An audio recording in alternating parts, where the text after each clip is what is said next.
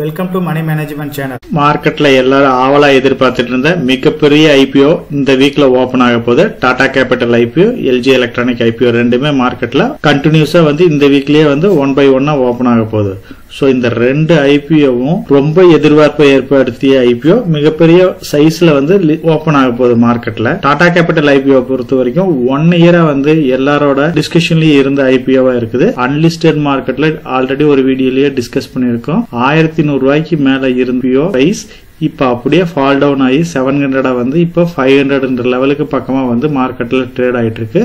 ஆனா இப்ப அவங்க கொடுத்திருக்க இஷ்யூ பிரைஸ பார்த்தா 300 பிளஸ்ல தான் கொடுத்திருக்காங்க. சோ அன்லிஸ்டட் மார்க்கெட்ல என்ட்ரி கொடுத்தவங்களுக்கு இது மிகப்பெரிய பேரிடியா தான் அமைஞ்சிருக்கு. எல்ஜி எலக்ட்ரானிக்ஸை பொறுத்த வரைக்கும் இமீடியட்டாவே மார்க்கெட்ல என்ட்ரி கொடுத்தாங்க.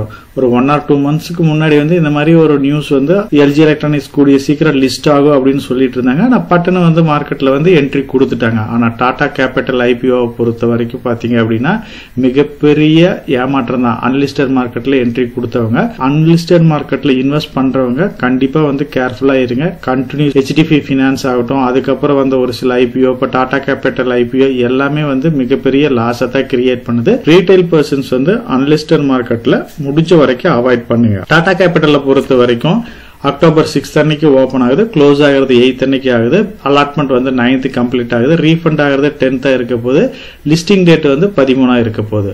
சோ சேம் அதே மாதிரி ஒரு லாட்டுக்கு 46 ஷேர் அலோகேட் பண்ண போறாங்க. 14,996 அமௌண்ட் இருந்துச்சு அப்படின்னா நம்ம சிங்கிள் லாட் அப்ளை பண்ணலாம். டாடா கேபிட்டல் ஐபிஓ பொறுத்த வரைக்கும் இதோட பினான்சியல் ரிப்போர்ட் ரொம்ப முக்கியமா பார்க்கணும். சோ இதோட ப்ராஃபிட் ஆஃப்டர் டாக்ஸ் பாத்தீங்க அப்படின்னா 2023ல 2000 கோடிக்கு மேல இருந்தது, 24ல 3000 கோடிக்கு மேல இருந்தது, 25ல இப்ப இருக்கிற டேட்டா பிரகாரம் 3600 கோடிக்கு மேல இருக்கு. கண்டினியூஸா இதோட அசட்டும் பாத்தீங்க அப்படின்னா இம்ப்ரூவ் ஆயிட்டே தான் இருக்கு. டாடா கேபிட்டல் ஐபிஓ பொறுத்த வரைக்கும் இவங்க பினான்சியலா ரொம்ப சவுண்டா தான் இருக்காங்க. சோ அதனால இதோட ரெவென்யூ பாத்தீங்க அப்படின்னா 23, 24, 25 கண்டினியூஸ் இம்ப்ரூவ்மெண்ட் எக்ஸலண்டா இருக்கு. ப்ராஃபிட் ஆஃப்டர் டாக்ஸும் எக்ஸலண்டா இருக்கு. Balance sheet wise Tata Capital ஒரு ப்ராஃபிட்டபிளான கம்பெனியா தான் ரன் ஆயிட்டு இருக்கு. சோ இதுக்கு பியர் காம்படிட்டர்ஸ் பாத்தீங்க அப்படின்னா நம்பர் ஆஃப் கம்பெனிஸ் இருக்கு. நான் பேங்கிங் பினான்ஸை பொறுத்த வரைக்கும் லெஜெண்டா இருக்கிறது அப்படின்னா பஜாஜ் பினான்ஸ் இருக்கு, Shriram Finance, Cholamandalam, L&T, Sundaram Finance, HDFC Finance இப்ப ரீசெண்டா லிஸ்ட் ஆன கம்பெனிஸ். இந்த கம்பெனிஸ் எல்லாமே இது பியர் காம்படிட்டர்ஸா இருக்கு. சோ இந்த கம்பெனி எக்ஸாம்பிளுக்கு இப்ப நீங்க பிஇ ரேஷியோவை கன்சிடர் பண்ணீங்க அப்படின்னாலும் டாடா கேபிட்டலோட பிஇ ரேஷியோவை பொறுத்த வரைக்கும் இது மார்க்கெட்ல லிஸ்ட் ஆகிறப்ப 33ல இருந்து 36க்குள்ள இருக்கும் அப்படின்ற மாதிரி சொல்லியிருக்காங்க. சோ அதர் காம்படிட்டர் கம்பெனிஸ் பாத்தீங்க அப்படின்னா பஜாஜ் பினான்ஸ்க்கு 33 இருக்கு. நியர்லி பஜாஜ் பினான்ஸ்க்கு ஈக்குவலா மார்க்கெட்ல இந்த கம்பெனி லிஸ்ட் ஆக போகுது. சோ மார்க்கெட்டை பொறுத்த வரைக்கும் இது கரெக்டான பிரைஸ் அப்படின்னு கேட்டா கண்டிப்பா கிடையாது. கொஞ்சம் ஓவர் வேல்யூஷனா தான் இருக்குது. பிரைஸ் டு புக் வேல்யூ பாத்தீங்க அப்படின்னா நியர்லி 4 டைம்ஸ்க்கு மேல இருக்கு. இது ரொம்ப ஜாஸ்தி தான். ரிட்டர்ன் ஆன் ஈக்விட்டியை பொறுத்த வரைக்கும் 12.6 இருக்கு. சோ ஓரளவுக்கு டீசென்டா இருக்கு. அதர்வைஸ் இந்த கம்பெனியை பொறுத்த வரைக்கும் வேல்யூஷன் பிரகாரம் டாடா கேபிட்டல் பஜாஜ் பினான்ஸ்க்கு ஈக்குவலா அதை விட ஜாஸ்தியா தான் மார்க்கெட்ல இப்ப லிஸ்ட் ஆக போகுது. பிரீமியம் பிரைஸ்ல தான் இப்ப டாடா கேபிட்டல் ஐபிஓவே மார்க்கெட்டுக்கு வரப்போகுது. நெக்ஸ்ட் ஐபிஓ அப்படின்னு பாத்தீங்க அப்படின்னா எல்ஜி எலக்ட்ரானிக்ஸ் இருக்கு. எல்ஜி எலக்ட்ரானிக்ஸ் பொறுத்த வரைக்கும் இதோட ப்ரொமோட்டர் ஹோல்டிங் 100% இருக்கிறது. ஆஃப்டர் இஷ்யூக்கு அப்புறம் 85% மாறப்போகுது. இவங்களோட முக்கியமான பிசினஸ் பாத்தீங்க அப்படின்னா ஹோம் அப்ளையன்ஸ், ஏர் சொல்யூஷன்ஸ், இதுதான் மேஜர் பிசினஸா இருக்கு. எலக்ட்ரானிக் ஐட்டத்துல டாமினன்ட் பிளேயரா தான் எல்ஜி எலக்ட்ரானிக்ஸ் இருக்குது. இதோட ஐபிஓ பிரைஸ் ஓபன் ஆகுது 7th அன்னைக்கு ஓபன் ஆக போகுது, க்ளோஸ் ஆகிறது 9th அன்னைக்கு ஆக போகுது. அலாட்மெண்ட் 10th நடக்கும் இருக்காங்க, ரீஃபண்ட் 13 அலாட்மெண்ட் ரீஃபண்ட் நடக்கும் இருக்காங்க. டென்டேட்டிவா லிஸ்ட் ஆகிறது 14 அன்னைக்கு லிஸ்ட் ஆகும் இருக்காங்க. இந்த கம்பெனியோட பினான்சியல் ரிப்போர்ட்டை பொறுத்த வரைக்கும் 2022, 23, 24, 25 ரெவென்யூ கண்டினியூஸா ரைஸ் ஆயிட்டே தான் போயிட்டு இருக்கு. அதே மாதிரி ப்ராஃபிட் ஆஃப்டர் டாக்ஸும் பாத்தீங்க அப்படின்னா 22, 23, 24, 25 இது வரைக்கும் பாத்தீங்க அப்படின்னா கண்டினியூஸ் இம்ப்ரூவ்மெண்ட்ல தான் இருக்குது. ப்ராஃபிட் ஆஃப்டர் டாக்ஸும் சரி, ரெவென்யூவும் சரி, எல்ஜி எலக்ட்ரானிக்ஸ் சவுண்டா தான் இருக்காங்க. இதுல எந்த ஒரு ப்ராப்ளமும் கிடையாது. அசட் வைஸும் நல்ல இம்ப்ரூவ்மெண்ட் பாத்துக்கிட்டே தான் இருக்கு. எல்ஜி எலக்ட்ரானிக்ஸை பொறுத்த வரைக்கும் நம்ம டொமஸ்டிக் சேல்ஸும் சரி, இல்ல டொமஸ்டிக் கன்சம்ஷன் எல்லாம் ஜாஸ்தி ஆகுது அப்படின்னா உண்மையாமே இந்த கம்பெனிஸ் எல்லாம் எக்ஸலண்டா பர்ஃபார்ம் பண்றதுக்கு வாய்ப்பு இருக்கு. ஜிஎஸ்டி ரீஃபார்ம்ல எலக்ட்ரானிக்ஸ் ஐட்டம்ஸ் எல்லாமே கொஞ்சம் பெனிஃபிட் ஆகும். அந்த வகையில பாத்தீங்க அப்படின்னா நீ வரப்போற குவார்டர்ஸ்லயே வந்து எல்ஜி எலக்ட்ரானிக்ஸ் வந்து நல்லா பர்ஃபார்ம் பண்றதுக்கு நிறைய பாசிபிலிட்டிஸ் இருக்கு. இந்த கம்பெனியை பொறுத்த வரைக்கும் இதற்கு பியர் காம்படிட்டர்ஸ் அப்படின்னு பாத்தீங்க அப்படின்னா ஹெவ்லஸ் இருக்கு, வோல்டாஸ், வேர்ல்பூல், ப்ளூ ஸ்டார்ஸ் இந்த மாதிரி கம்பெனிஸ் இருக்கு. இதோட பிஇ எல்லாமே வந்து எபோவ் 40க்கு மேல இருக்கு. ஆனா எல்ஜி எலக்ட்ரானிக்ஸை பொறுத்த வரைக்கும் 35 லெவல்ல வந்து இப்போ லிஸ்ட் ஆக போகுது. ஸோ இது வந்து கம்மியா இருக்கிற மாதிரி தெரியல. இருந்தாலுமே வந்து குளோபல் வைஸ் பாத்தீங்க அப்படின்னா எல்ஜி வந்து அதோட பேரண்ட் கம்பெனியை கம்பேர் பண்றப்ப இது வந்து கொஞ்சம் காஸ்ட்லியா தான் இந்தியன் மார்க்கெட்ல லிஸ்ட் ஆகுது. ஆனா இந்தியன் மார்க்கெட்டை பொறுத்த வரைக்கும் இதுக்கு பியர் காம்படிட்டரா இருக்கிற கம்பெனிஸ்க்கு ஈக்குவலா தான் வந்து இதுவுமே லிஸ்ட் ஆகுது.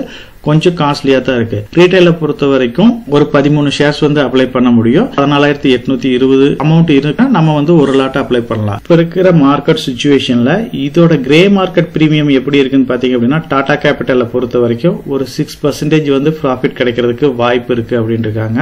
இதோட ஐபிஓ பிரைஸ் வந்து 326 ரூபாயா அதோட அப்பர் பேண்ட் இருக்குது. 6%ங்கிறது ஒரு பெரிய ப்ராஃபிட்டை கொடுக்கறதுக்கு வாய்ப்பு ரொம்ப கம்மி தான். இதே அளவு லிஸ்ட் ஆகலாம், மேபி நெகட்டிவ் லிஸ்டிங் கூட ஆகிறதுக்கு வாய்ப்பு இருக்கு. பெரிய ப்ராஃபிட் வந்து டாடா கேபிட்டல்ல இப்ப கிடைக்கிறதுக்கு வாய்ப்பு ரொம்ப கம்மி தான். எல்ஜியை பொறுத்த வரைக்கும் இதற்கு பியர் காம்படிட்டரோட கொஞ்சம் கம்மியாக இருக்கிறதுனால எபோவ் 10%க்கு மேல ப்ராஃபிட் கிடைக்கிறதுக்கு வாய்ப்பு இருக்குன்ற இருக்காங்க. 146 ரூபாய் ஒரு பிரீமியம் அமௌண்ட் கிடைக்கும் இருக்காங்க. இதோட ஐபிஓ பிரைஸ் வந்து 1140 இருக்கு. சோ இந்த ரெண்டு கம்பெனியை பொறுத்த வரைக்கும் பெரிய ரிட்டர்ன் வந்து ஷார்ட் டேர்ம்ல வந்து கிடைக்கிறதுக்கு வாய்ப்பு ரொம்ப கம்மி தான். லிஸ்டிங் பர்பஸ்க்கோசரம் வந்து இது நல்ல பிரைஸ் வந்து லிஸ்ட் ஆகும்னு நீங்க கன்சிடர் பண்ணலாமான்னு கேட்டா அதுக்குமே வந்து வாய்ப்பு ரொம்ப கம்மியா தான் இருக்கு. என்னோட பாயிண்ட் ஆஃப் வியூல இது என்னோட பர்சனல் ஒப்பீனியன். முழுக்க நீங்க லாங் டேர்ம் பாயிண்ட் ஆஃப் வியூல இந்த ஸ்டாக்ஸை கன்சிடர் பண்ணணுமா அப்படின்னு கேட்டா கண்டிப்பா கன்சிடர் பண்ணலாம்.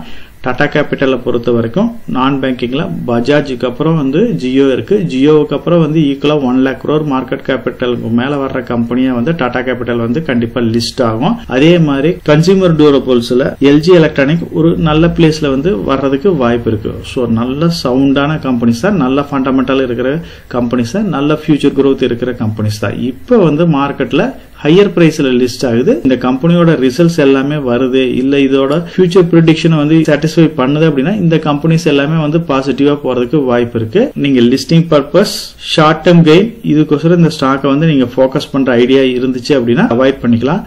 லாங் டேர்ம்ல ஒரு நல்ல வெல்த் வேணும் அப்படின்னா நீங்க வந்து ஒரு 5 years 10 years இந்த மாதிரி டைம் டியூரேஷன்ல வெயிட் பண்றதுக்கு ரெடியா இருக்கீங்க அப்படின்னா இந்த ஸ்டாக்ல வந்து டெஃபினட்டா வந்து நீங்க என்ட்ரி கொடுக்கலாம். இந்த ரெண்டு ஐபிஓவும் நான் அப்ளை பண்றேன்னு கேட்டா கண்டிப்பா அப்ளை பண்ணத்தான் போறேன். ஷார்ட் டேர்ம் பர்பஸ்க்கோசரம் இந்த கம்பெனிஸ்ல நான் இன்வெஸ்ட் பண்ண போறது இல்ல.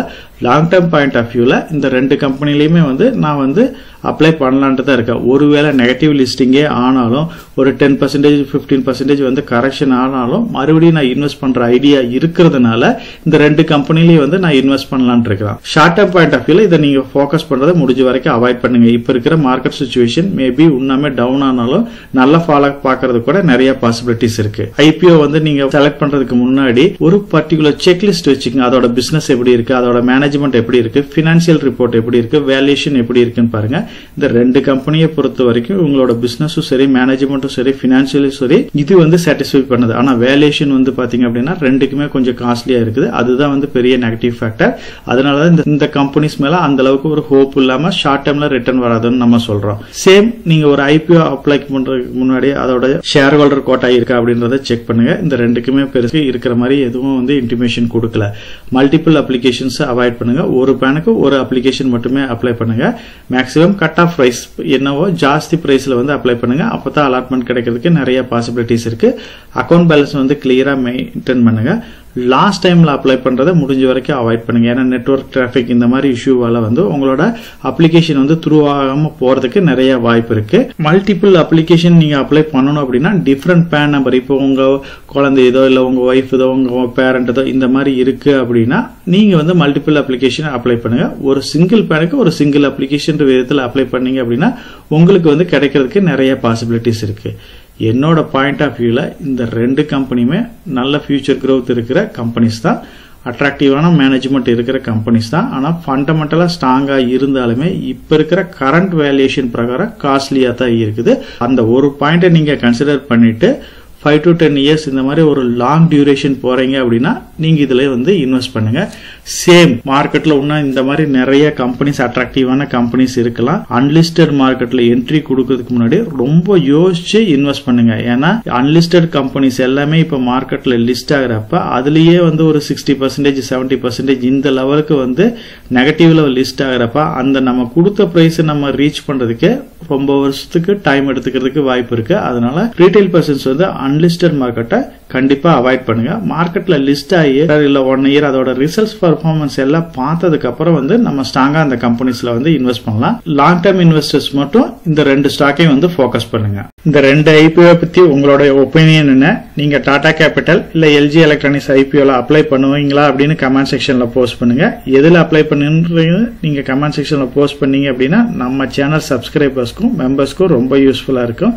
கண்டிப்பா வந்து எந்த ஐபிஓல பார்ட்டிசிபேட் பண்றீங்கிறத உங்களோட கமெண்ட் செக்ஷன்ல போஸ்ட் பண்ணுங்க. நம்ம சேனல் மெம்பர் கம்யூனிட்டில போர்ட்ஃபோலியோ அப்டேட், அதாவது என்னோட போர்ட்ஃபோலியோல என்ன ஸ்டாக் பை பண்றேன், என்ன ஸ்டாக் சேல் பண்றேன், என்னென்ன சேஞ்சஸ் பண்ணிட்டு இருக்கேன், இதை பத்தி இன்ஃபர்மேஷன்ஸ் வந்து ஷேர் பண்ணிட்டு இருக்கேன். டெய்லி மார்க்கெட் அப்டேட் வந்து முடிஞ்ச வரைக்கும் போஸ்ட் பண்ணிட்டு இருக்கேன். கார்பரேட்ல என்னென்ன ஈவென்ட் இருக்கு, நம்மளோட இந்திய எக்கனாமியை பத்தி ஒரு சில யூஸ்ஃபுல்லான இன்ஃபர்மேஷன்ஸ் எல்லாமே ஷேர் பண்ணிட்டு இருக்கோம். மெம்பர் கம்யூனிட்டில ஜாயின் பண்ணி இதை ரெகுலரா ஃபாலோ பண்ணீங்க அப்படின்னா உங்களுக்கு நாலேஜ் இம்ப்ரூவ் ஆகிறது மட்டும் இல்லாம உங்களோட போர்ட்ஃபோலியோவை ஹெல்த்தியா பில்ட் பண்றதுக்கு எல்லா வகையிலும் சப்போர்ட்டிவா இருக்கும். நான் ஒரு செபி ரிஜிஸ்டர்ட் அட்வைசர் கிடையாதுங்க.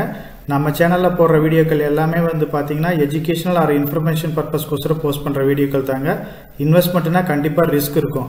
அதனால நீங்க உங்க பினான்சியல் அட்வைசர் டிஸ்கஸ் பண்ணியோ இல்ல நீங்களா ஓன் டிசிஷன் எடுத்தோ இன்வெஸ்ட் பண்ணுங்க.